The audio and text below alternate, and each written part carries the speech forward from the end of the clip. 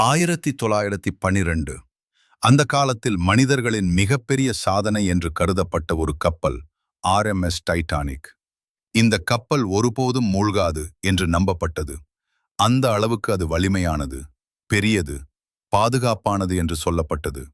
ஆனால் மனிதர்களின் அந்த நம்பிக்கையை ஒரு இரவு கடல் முழுவதும் உடைத்தது.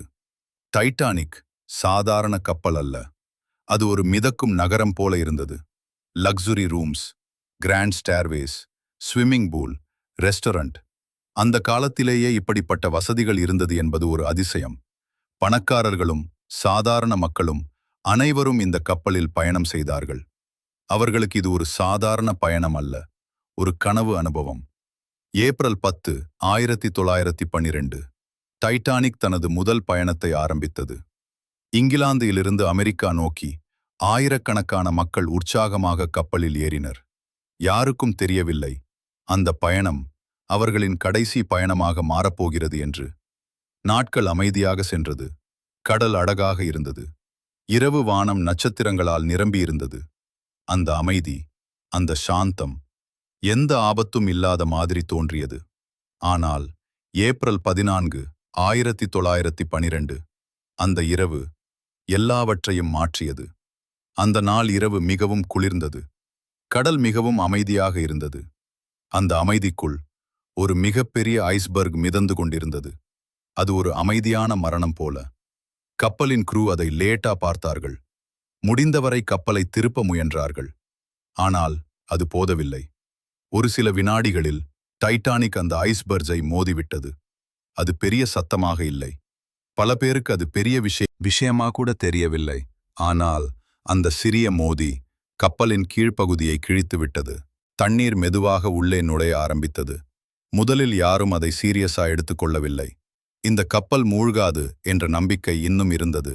ஆனால் சில நிமிடங்களில் உண்மை வெளிச்சத்திற்கு வந்தது. வாட்டர் லெவல் அதிகரிக்க ஆரம்பித்தது.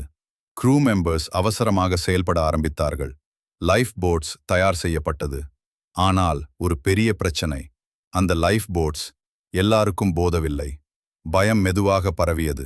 மக்கள் ஓட ஆரம்பித்தார்கள். குழந்தைகள் அழுதார்கள். குடும்பங்கள் பிரிந்தன. அந்த கப்பலில் ஒரு பெரிய குழப்பம் உருவானது. விமன் அண்ட் சில்ட்ரன் ஃபர்ஸ்ட் என்று அறிவிக்கப்பட்டது. பல ஆண்கள் தங்கள் குடும்பத்தினரை காப்பாற்றிவிட்டு தாங்கள் அங்கேயே நின்றார்கள். கப்பல் மெதுவாக சாய ஆரம்பித்தது. முன்பகு தண்ணீருக்குள் இறங்க ஆரம்பித்தது. மக்கள் கீழே விழ ஆரம்பித்தார்கள். அந்த இரவு, கடலின் குளிர், மனிதர்களின் பயம், அந்த குரல்கள், அந்த காட்சிகள் அனைத்தும் மிகவும் கொடுமையானது. இறுதியாக சில மணி நேரங்களில் டைட்டானிக் முழுவதும் இரண்டாக உடைந்து ஆழமான கடலுக்குள் மறைந்தது. அந்த குளிர்ந்த நீரில் 1500க்கும் மேற்பட்ட மக்கள் உயிரிழந்தார்கள். பலர் உதவி கேட்டு கத்தினார்கள். ஆனால் இருள் மற்றும் அமைதி மட்டும் பதிலாக இருந்தது. சிலரே உயிர் தப்பினர். அவர்கள் வாழ்க்கை முழுவதும் அந்த இரவை மறக்க முடியவில்லை. இன்று டைட்டானிக் கப்பல் கடலின் அடியில் 12,000 அடி ஆழத்தில் அமைதியாக கிடக்கிறது. ஒரு நினைவாக, ஒரு எச்சரிக்கையாக. மனிதர்கள் எவ்வளவு பெரியதாக நினைத்தாலும் இயற்கை முன்னால் அது ஒன்றுமில்லை.